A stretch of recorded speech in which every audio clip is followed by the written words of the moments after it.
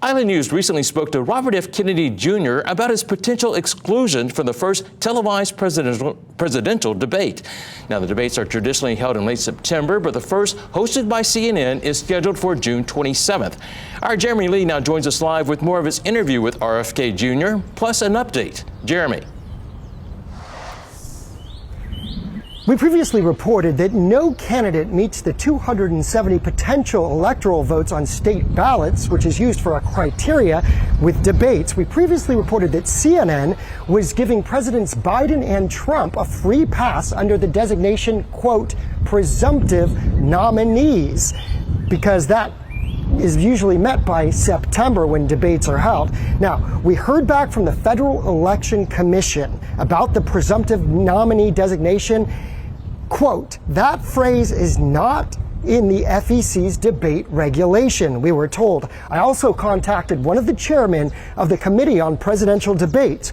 He told me, quote, until the conventions take place, we don't know who the official nominee will be. Mr. Kennedy says this means that the debate criteria is illegal for June, and it means just more roadblocks when it comes to access to the debate stage as a near impossibility.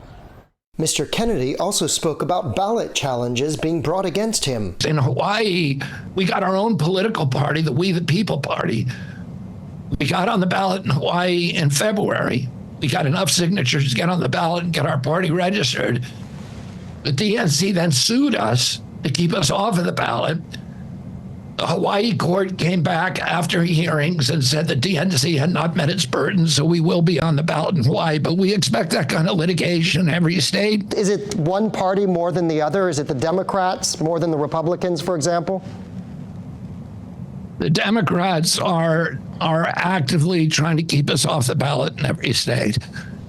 Oh, the Republicans, President Trump has begun attacking me a lot. And actually, I draw a lot more voters from President Trump than President Biden. I get about 57% of our followers saying that if I leave the race, that they're going to vote for President Trump. Can you tell me about some alternative media platforms and any interest? For example, we heard that maybe possibly X would host a debate. Has there been any movement in digital spaces?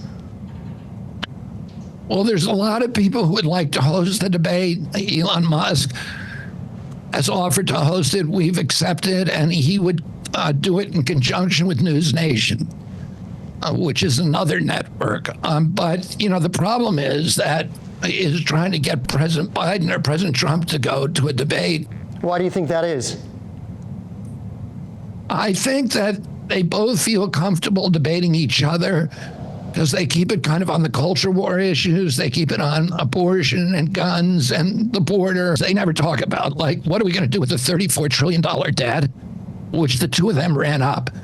So they don't have an excuse. President Trump in 4 years spent more money, $8 trillion, more than every president in American history, from George Washington to George W. Bush, 283 years of history.